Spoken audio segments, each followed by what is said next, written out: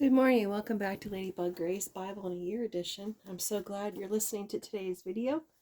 Today is actually Saturday, March 14th. I hope you've had a wonderful week so far and going to have a wonderful weekend. It's supposed to be sunny here in central PA and I'm looking forward to it because we got more rain coming on Monday. But we're going to enjoy the weekend. So today's readings is going to be Numbers 17 and 18, Psalm 67, and then John 11. Proverbs 14 is part of it, but that'll be in a separate video. So Numbers 17. Oh, these aren't long today. Okay. The building of Aaron's staff. The Lord said to Moses, "Speak to the Israelites and get 12 staffs from them, one from the leader of each of their ancestral tribes. Write the name of each man on his staff. On the staff of Levi, write Aaron's name, for there must be one staff for the head of each ancestral tribe. Place him in the tent of meeting in front of the ark of the covenant law, where I meet with you. The staff belonging to the man I choose will sprout, and I will rid myself of this constant grumbling against you by the Israelites." So Moses spoke to the Israelites, and their leaders gave him 12 staffs, one for each leader of each of their ancestral tribes, and Aaron's staff was among them. Moses placed the staffs before the Lord in the tent of the covenant law. The next day Moses entered the tent and saw that Aaron's staff, which represented the tribe of Levi, had not only sprouted, but had budded, blossomed, and produced almonds. Then Moses brought out all the staffs from the Lord's presence to all the Israelites. They looked at them, and each of the leaders took his own staff. The Lord said to Moses, "Put back Aaron's staff in front of the ark of the covenant law, to be kept as a sign to the rebellious. This will put an end to their grumbling against me, so that they will not die."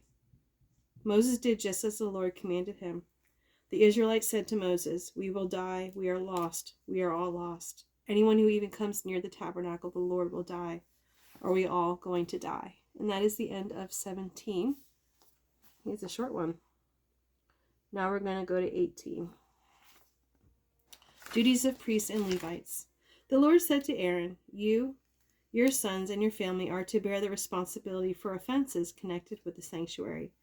And you and your sons alone are to bear the responsibility for offenses connected with the priesthood.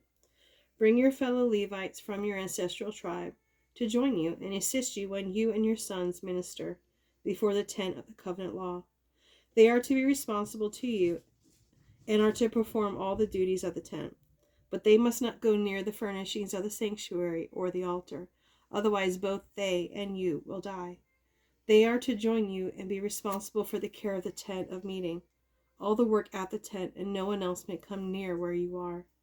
You are to be responsible for the care of the sanctuary and the altar, so that my wrath will not fall on the Israelites again. I myself have selected your fellow Levites from among the Israelites as a gift to you, dedicated to the Lord to do the work at the tent of meeting. But only you and your sons may serve as priests in connection with everything at the altar and inside the curtain. I am giving you the service of the priesthood as a gift. Anyone else who comes near the sanctuary is to be put to death." Offerings for priests and Levites. Then the Lord said to Aaron, "I myself have put you in charge of the offerings presented to me. All the holy offerings the Israelites give me, I give to you and your sons as your portion, your perpetual share. You are to have the part of the most holy offerings that is kept from the fire, from all the gifts that bring me as the holy offerings, whether grain or sin or guilt offerings. That part belongs to you and your sons. Eat it as something most holy. Every male shall eat it. You must regard it as holy. This also is yours, whatever is set aside from the gifts of all the wave offerings of the Israelites. I give this to you and your sons and daughters as your perpetual share. Everyone in your household who is ceremonially clean may eat it. I give you all the finest olive oil and all the finest new wine and grain they give the Lord as the first fruits of their harvest. All the land's first fruits that they bring to the Lord will be yours. Everyone in your household who is ceremonially clean may eat it. Everything in Israel that is devoted to the Lord is yours. The first offspring of every womb, both human and animal, that is offered to the Lord is yours. But you must redeem every firstborn son and every firstborn male of unclean animals. When they are a month old, you must redeem them at the redemption price set at 5 shekels of silver, according to the sanctuary shekel, which weighs 20 Geraz. I think that's how you say it. But you must not redeem the firstborn of a cow, a sheep, or a goat. They are holy. Splash their blood against the altar and burn their fat as a food offering, an aroma pleasing to the Lord. Their meat is to be yours, just as the breast of the wave offering and the right thigh are yours. Whatever set aside from the holy offerings the Israelite present to the Lord, I give to you and your sons and daughters as your perpetual share. It is an everlasting covenant of salt before the Lord for both you and your offspring. The Lord said to Aaron, you will have no inheritance in their land, nor will you have any share among them. I am your share and your inheritance among the Israelites. I give to the Levites all the tithes in Israel as their inheritance, in return for the work they do while serving at the tent of meeting. For now on, the Israelites must not go near the tent of meeting, or they will bear the consequences of their sin and will die. It is the Levites who are to do the work at the tent of meeting and bear the responsibility for any offenses they commit against it. This is the lasting ordinance for the generation to come. They will receive no inheritance among the Israelites. Instead, I give to the Levites as their inheritance the tithes that the Israelites present as an offering to the Lord. That is why I said concerning them, they will have no inheritance among the Israelites. The Lord said to Moses, speak to the Levites and say to them, when you receive from the Israelites the tithe I gave you as your inheritance, you must present a tenth of the tithe as the Lord's offering. Your offering will be reckoned to you as a grain from the threshing floor, or juice from the winepress. In this way you also will present an offering to the Lord from all the tithes you receive from the Israelites. From these tithes you must give the Lord's portion to Aaron the priest. You must present as the Lord's portion the best and holiest part of everything given to you. Say to the Levites, when you present the best part of it, it will be reckoned to you as a product of the threshing floor of the winepress. You and your households may eat the rest of it anywhere, for it is your wages for your work at the tent of meeting. By presenting the best part of it, you will not be guilty in this matter. Then you will not defile the holy offerings of the Israelites, and you will not die. That is the end of Numbers 18. A lot of this seems very over my head. I don't know anybody else. So we're going to go to Psalm 67 now. The theme is joy comes from spreading the news about God around the world. May God be gracious to us and bless us, and make his face shine on us, so that your ways may be known on earth, your salvation among all nations. May the people praise you, God. May the peoples praise you. May the nations be glad and sing for joy, for the rule of the peoples with equity, and guide the nations of the earth. May the peoples praise you, God, and may all the peoples praise you. The land yields its harvest. God, our God, blesses us. May God bless us still, so that all the ends of the earth will fear him. Yeah, this one does commercials, apparently. Okay. I do like Eden Brothers. They have good stuff. All right, that is the end of Psalm 67. We're going to go to John 11 now.